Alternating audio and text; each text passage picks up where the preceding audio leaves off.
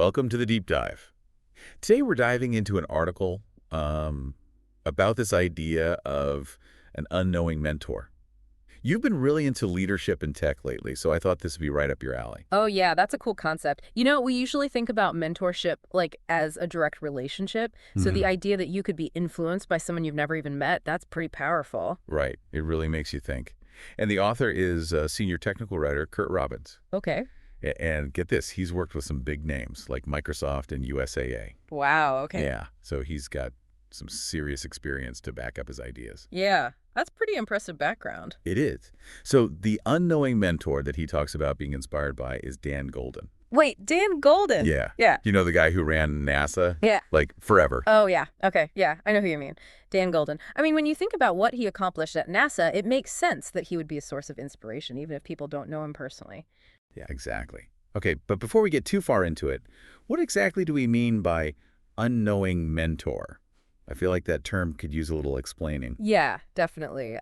Basically, it's someone whose work or ideas, maybe even just the way they live their life, really inspires you, even if they have no clue that you even exist. So it's like finding guidance and motivation from people you might never actually meet. Exactly. Okay, that makes a lot of sense. So in Robbins' case, he's inspired by Dan Goldin's career, his leadership, just his whole outlook, right? Yeah. Even though they've never actually met. Right, exactly. It shows that you can find mentorship in unexpected places. Sometimes the best lessons come from watching people who just embody the qualities you really look up to. Yeah, absolutely. And Golden definitely seems like someone who embodies those kinds of qualities. For sure. I mean, he was the ninth administrator of NASA, Yeah. and he held that job from 1992 to 2001. That's longer than anyone else. Wow. And those weren't easy years for NASA either. I mean, they were dealing with budget cuts and people were questioning if they were even doing things right. Plus, the public just wasn't that interested in space anymore. But somehow Golden managed to turn things around. Totally. He's the one who came up with that faster, better, cheaper idea, remember? That totally changed the game for space exploration. Yeah, faster, better, cheaper. And that wasn't just some catchy slogan either. It was a totally new way of thinking at NASA. Like they had to find ways to be more efficient, more innovative, and still do amazing things, but with way less money. You know, it's amazing how much resistance he faced when he first came out with that faster, better, cheaper idea. Oh, I bet. It was such a different way of thinking. Yeah, but look at how much it changed things. NASA's been so successful with that approach. So true. It really shows how powerful the right leadership can be. Like, you can completely turn an organization around. Totally. And it's not even just about those big, splashy wins, you know? Robbins talks about how Golden just never gave up. Like, he always had this optimistic outlook, even when things were tough. Oh, yeah, that really comes through in the article. And that's something Robbins seems to have taken to heart, you know, that whole never give up attitude. Makes sense. Especially in tech. I mean, innovation always comes with a few roadblocks. Exactly. And that actually ties into another thing Robbins brings up, grit. He sees a connection between the way Golden bounced back from setbacks and this idea of grit, which he got from his own grandparents.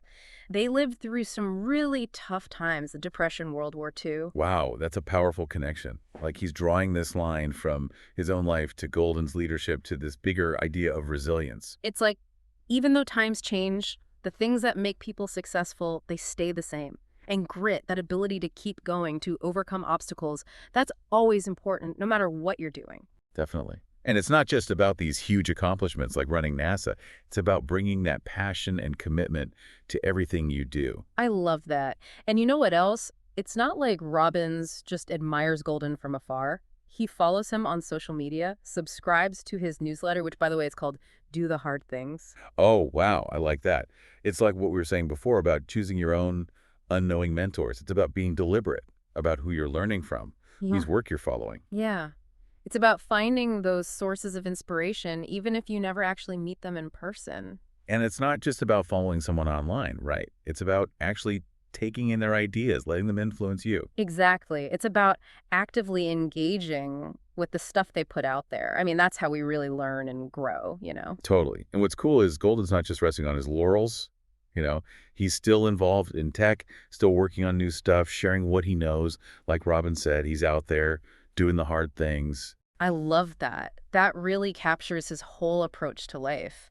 And it goes to show that the impact of great leadership, it doesn't just disappear when someone moves on. It really makes you think, right? Like, what kind of impact are we having on other people? Even if we're not leading a huge organization or anything. Right, like our work, our ideas, just the way we approach things, it could be inspiring someone else right now, and we might not even know it. It's a pretty humbling thought.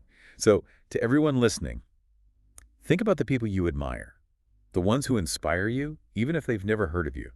Whose work could you be tapping into? Whose example could you be following? Whose lead could you be following, especially when you're facing challenges, whether it's in your work or just in your life? Finding those unknowing mentors, it's a journey.